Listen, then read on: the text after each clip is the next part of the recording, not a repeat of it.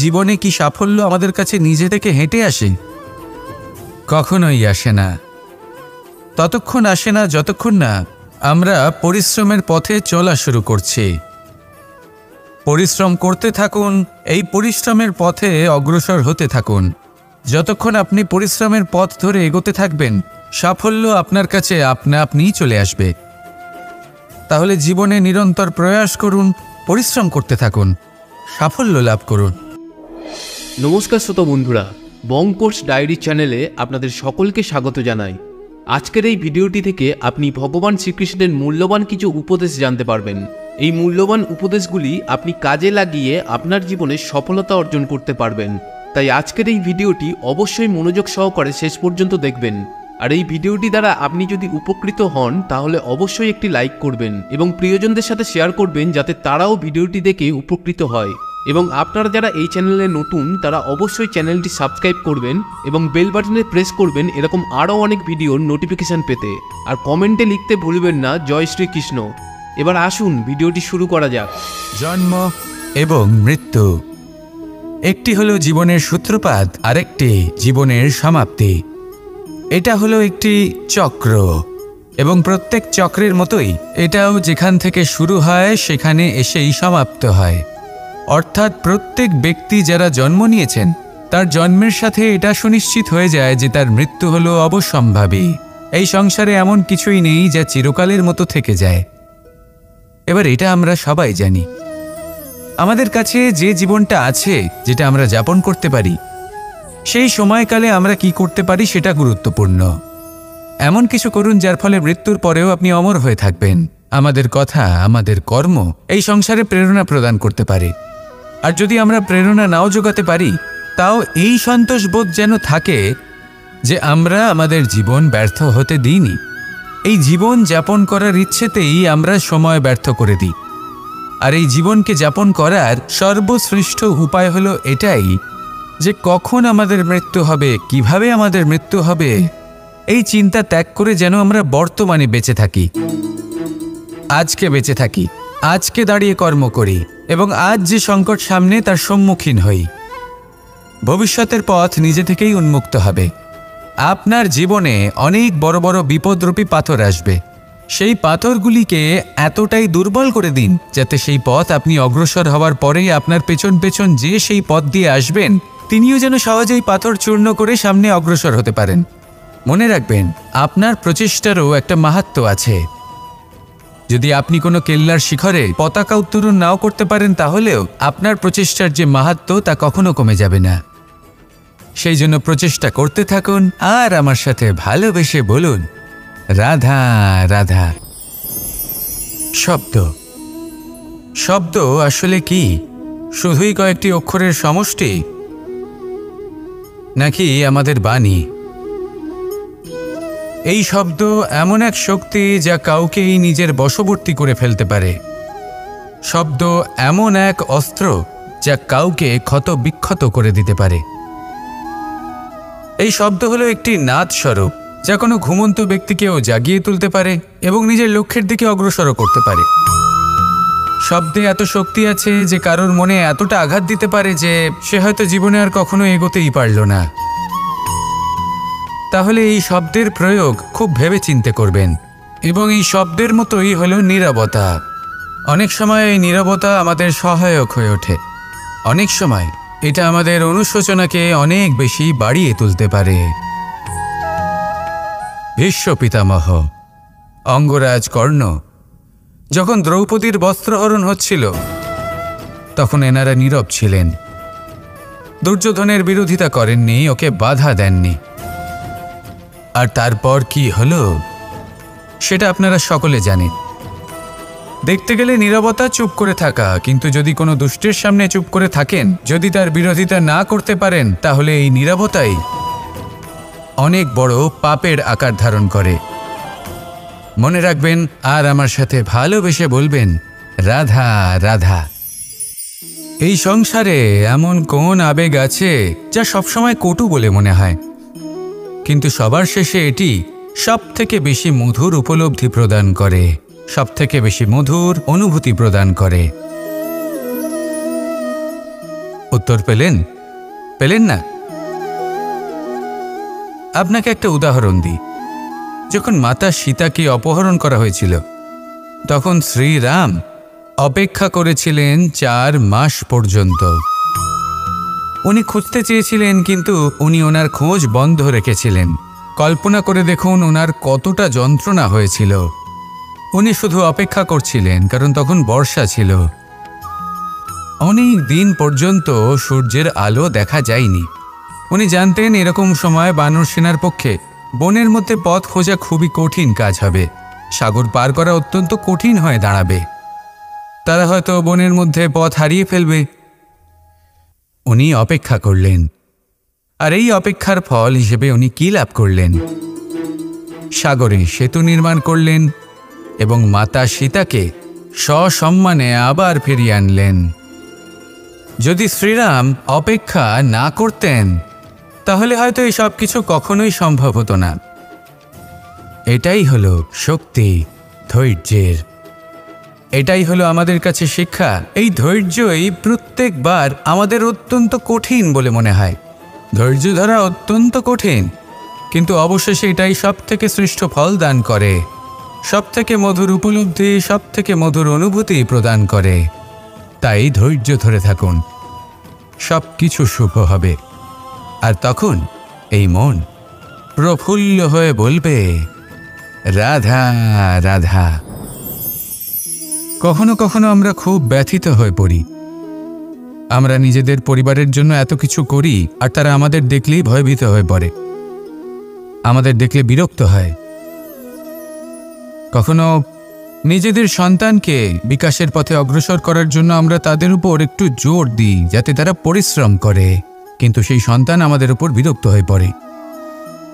কখনো সন্তানকে সঠিক শিক্ষা দেওয়ার জন্য আমরা তাদের কিছু সীমা নির্ধারিত করি, তখন সেই সন্তানের চোখে নিজেদের জন্য আমরা ঘৃণা দেখতে পাই। মানুষ কেন ব্যথিত হবে না?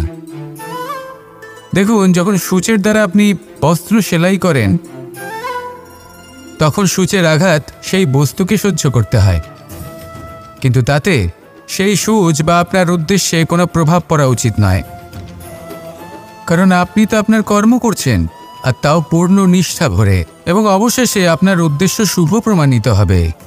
তাই কেউ বিরক্ত হচ্ছে বলে বা কারোর চোখে নিজের প্রতি ঘৃণা দেখার ভয় কখনো পিছিয়ে যাবেন না। কষ্ট না করে বিকাশ সম্ভব নয়। কর্ম করতে থাকুন, সব কিছু শুভ হবে। আসুন আমার সাথে ভালোবেসে বলুন, রাধা রাধা। সিংহ। কথায় আছে, সিংহ হলো বনের রাজা। কিন্তু যখন সিংহের তথা বনের রাজার খিদে পায়, তখন তাকেও বাইরে এসে কর্ম করতে হয়। কোনো হরিণ নিজে সিংহের সামনে এসে এটা বলে না যে, আরে আপনি হলেন বনের রাজা, আপনি আমাকে ভোজন রূপে গ্রহণ করুন, আমি নিজের প্রাণদান করতে প্রস্তুত রয়েছি।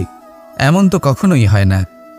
সিংহকে গুহা থেকে বাইরে বেরোতেই হয়, বনে ঘুরে বেড়াতে হয়, ধৈর্য ধরতে হয়, বিভিন্ন ধরনের পরিশ্রম করার পরেই তার ক্ষুধা নিবারণ হয়। হরিণ নিজে থেকে তার কাছে চলে আসে না। সেইভাবেই জীবনে কি সাফল্য আমাদের কাছে নিজে থেকে হেঁটে আসে? কখনোই আসে না।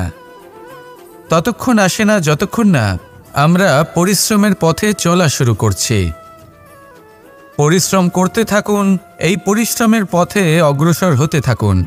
যতক্ষণ আপনি পরিশ্রমের পথ ধরে এগোতে থাকবেন, সাফল্য আপনার কাছে আপনা আপনিই চলে আসবে। তাহলে জীবনে নিরন্তর প্রয়াস করুন, পরিশ্রম করতে থাকুন, সাফল্য লাভ করুন, আর আমার সাথে ভালোবেসে বলুন, রাধা রাধা। ক্রোধ আপনার অন্তরের আরও একটা শত্রু। এই ক্রোধ আসলে কি? আপনার মনের এক ভাবনা, যা আপনার মনেই উৎপন্ন হয়। এই মন আত্মার সাথে যুক্ত থাকে। এখন একটা ভাবনা যা আত্মার সাথে যুক্ত থাকে, তাকে অনুচিত কেন বলা হয় সেটা বোঝার চেষ্টা করুন। ক্রোধ কখনো কখনো জরুরি হয়, বিশেষ রূপে তখন যখন আপনি সঠিক পক্ষে দাঁড়িয়ে রয়েছেন এবং সামনের ব্যক্তি অধর্মের পক্ষে রয়েছেন আর বিনম্রভাবে মানছেন না। যেমন শ্রীরাম ক্রুদ্ধ হয়েছিলেন সাগরের ওপর, ওটা উচিত ছিল, আর তা ততক্ষণই উচিত যতক্ষণ আপনি ক্রোধকে নিয়ন্ত্রণ করছেন। যদি ক্রোধ আপনাকে নিয়ন্ত্রণ করতে শুরু করে তাহলে পরিস্থিতি এমনও হতে পারে, ধরুন একজন ব্যক্তির প্রতি ক্রোধের কারণে আপনি তার ক্ষতি করতে চান। আপনি একটা কয়লা হাতে নিলেন, আর সেই কয়লা সামনের ব্যক্তির ক্ষতি করার পূর্বে আপনার হাত জ্বালিয়ে দেবে। ব্যাস, ক্রোধ এটাই করে। সর্বপ্রথম আপনার ক্ষতি করে, আপনার বিবেক হরণ করে নেয়, আপনি আপনার নিয়ন্ত্রণ হারিয়ে ফেলেন আর সব কিছু নষ্ট হয়ে যায়। বেশিরভাগ মানুষ ক্রোধে এমন সিদ্ধান্ত নেন যে সেটা তাদেরই বিনাশের কারণ হয়ে দাঁড়ায়। আর কিছু মানুষ বলেন যে আমাদের জীবনে এত যন্ত্রণা আছে, এত সংকট আছে যে ক্রোধ উৎপন্ন হবেই।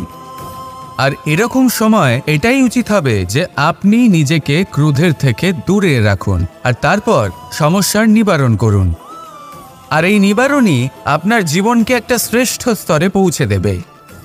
তাহলে ক্রোধ থেকে দূরে থাকুন, সুপ্রসন্ন থাকুন, আর আমার সাথে ভালোবেসে বলুন, রাধা রাধা। বর্ষা। কখনো অনুভব করে দেখেছেন এই বর্ষা?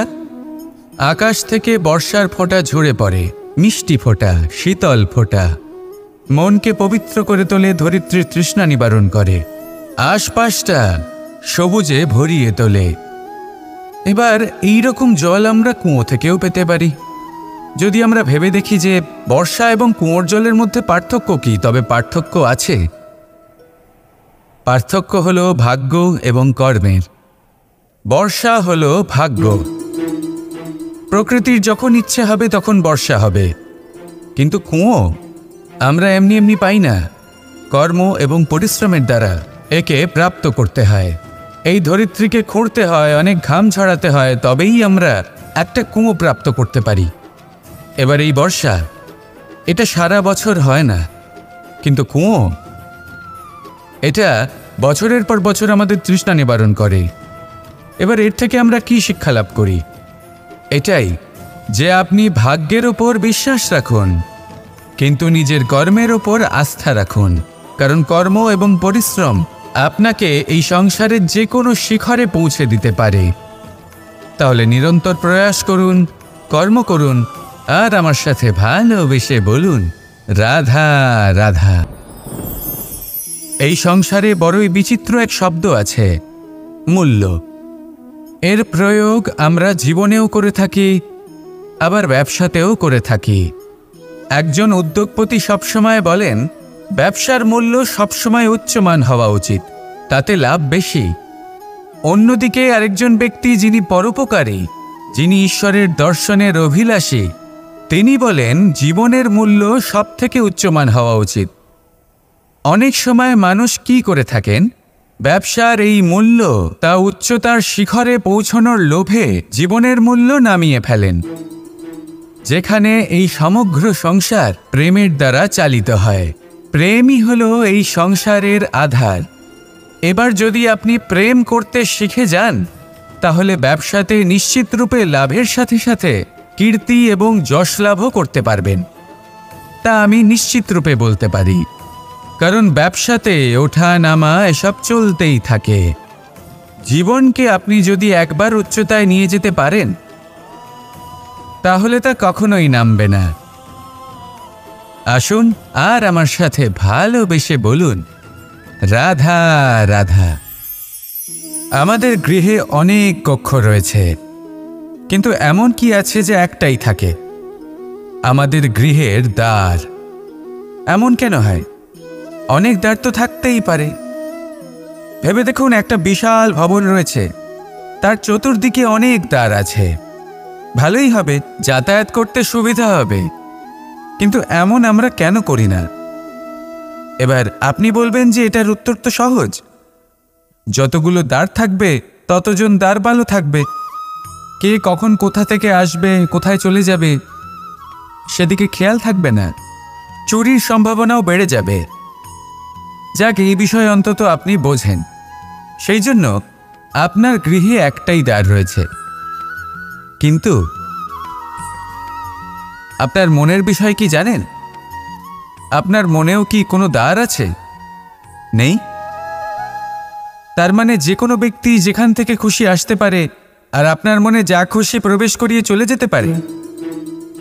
কোনো বাধার সম্মুখীন না হয়ে কোনো ব্যক্তি আপনার মনে যা কিছু প্রবেশ করিয়ে চলে যাবে, তা সে আমাদের পক্ষে শুভ হোক, অশুভ হোক বা যতই ঘাতক হোক না কেন, সেই ভাবনা হতে পারে বাসনাময়, ক্রোধে পরিপূর্ণ, মতভেদে পরিপূর্ণ, বিদ্বেষ বা অহংকারে পরিপূর্ণ, বা কোনো ব্যর্থ ভাবনা হতে পারে। বিশ্বের যে কোনো ভাবনা মনে এসে বসবাস করতে পারে। এবার মনে যা ভাবনা থাকবে, মন সেটাই অনুভব করবে। নেতিবাচক ভাবনা যদি মনে ঘর করে, মন সুখ অনুভব কি করে করবে? সেই জন্য আবশ্যক হলো মনের মাঝে ইতিবাচক সত্তার দ্বার গড়ে তোলা। অর্থাৎ কোনো ভাবনা যদি আসে এবং ইতিবাচক হয়, তাহলে তাকে মনে প্রবেশ করতে দিন। যদি তা আপনাকে আর্থিক, সামাজিক, পারিবারিক, আধ্যাত্মিক লাভ দেয়, তাহলে তাকে প্রবেশ করতে দিন। যদি না দেয়, যদি তা নেতিবাচক ভাবনা হয়, তাকে দ্বার থেকেই আবার ফিরিয়ে দিন। যত শুভ চিন্তায় থাকবে এই মন, ততই শুভ হবে আপনার জীবন। আর এই মন সুপ্রসন্ন হয়ে বলবে, রাধা রাধা। এবার ধরুন আমাকে দ্বারকা থেকে হস্তিনাপুর যেতে হবে, আর পথে আমি প্রত্যেকটা এমন স্থানে দাঁড়াচ্ছি যেখানে আমার মন আপ্লুত করার মতো কোনো দৃশ্য দেখতে পাচ্ছি, বা কোনো ব্যক্তিকে দেখতে পাচ্ছি, বা কোনো প্রসঙ্গ দেখতে পাচ্ছি, বা কোনো নাটক দেখতে পাচ্ছি। তাহলে কি আমি কখনো হস্তিনাপুরে উচিত সময়ে পৌঁছতে পারবো? কখনোই নয়। মানুষকেও ঠিক এই কথাটাই মাথায় রাখতে হবে। মানুষ মনের মধ্যে একটা লক্ষ্য স্থির করেন, সেই পথে অগ্রসর হয়ে পড়েন। এবার সেই পথে এগোতে এগোতে অনেক মানুষজন, অনেক ঘটনা, অনেক সমস্যা চলে আসে, যার ফলে তার মন বিচলিত হয়ে পড়ে। যদি মন বিচলিত হয়ে যায়, তাহলে লক্ষ্যের প্রতি কিভাবে একাগ্রচিত্ত হবেন? সেই জন্য অত্যন্ত আবশ্যক যে আপনি সময়ের সদ্ব্যবহার করুন সেই পথে চলার জন্য। সেই পথে সামনে এগোতে থাকুন। চোখ থাকবে শুধু লক্ষ্যের দিকে। যখনই আপনি বুঝবেন যে আপনি লক্ষ্যভ্রষ্ট হচ্ছেন, আবার সেই পথে নিজেকে টেনে আনুন। ঠিক এইভাবেই এগোতে থাকুন, সাফল্যের শিখরে গিয়ে পৌঁছন, আর সেখানে গিয়ে আনন্দের সাথে উচ্চ স্বরে বলুন, রাধা রাধা। কখনো কোনো নদীকে দেখেছেন? একই আকার, একই স্থান, শুধু প্রবাহিত হতে থাকে। এর মধ্যে কখনো কোনো অপদ্রব্য ফেলে দেখুন, দেখবেন সেটা বেশিক্ষণ সেখানে থাকে না। সেটা নদীর সাথে বইতে থাকে, আর বয়ে যেতে যেতে সাগরে সমাহিত হয়ে যায়, আর শেষ পর্যন্ত সাগর সেটাকে তটে ফেলে দেয়। কিছুটা এমন হওয়া উচিত আমাদের বিচারধারাও। এক স্থানে তা স্থগিত হওয়া উচিত নয়, এটা সবসময় প্রবাহমান হওয়া উচিত। তবেই আমাদের চেতনা, আমাদের মূল্যবোধ এবং আমাদের স্মৃতি, এই তিনটি শ্রেষ্ঠ থাকবে। আর এটাই হলো পুকুর এবং নদীর মধ্যে পার্থক্য। নদীতে জল সবসময় বয়ে চলে, সেই জন্য পবিত্র থাকে, শুদ্ধ থাকে এবং পরিষ্কার থাকে। আর সেখানে এই পুকুরের তলদেশে সব জমা হতে থাকে, আর সেই জন্য তা অপবিত্র হয়ে যায়। তাই সবসময় এই বিচারধারা প্রবাহমান রাখুন। যদি মনে কোনো ভাবনা চলে আসে, সেখানেই থেকে যায় এবং বিদ্যে থাকে, তাহলে তা বের করে দিন, তাকেও বয়ে যেতে দিন, এবং তার যা উত্তর হবে তা সময়ের সাথে আপনার সামনেই চলে আসবে। শুধুই নদীর মতো প্রবাহমান হন, আর আমার সাথে ভালোবেসে বলুন, রাধা রাধা।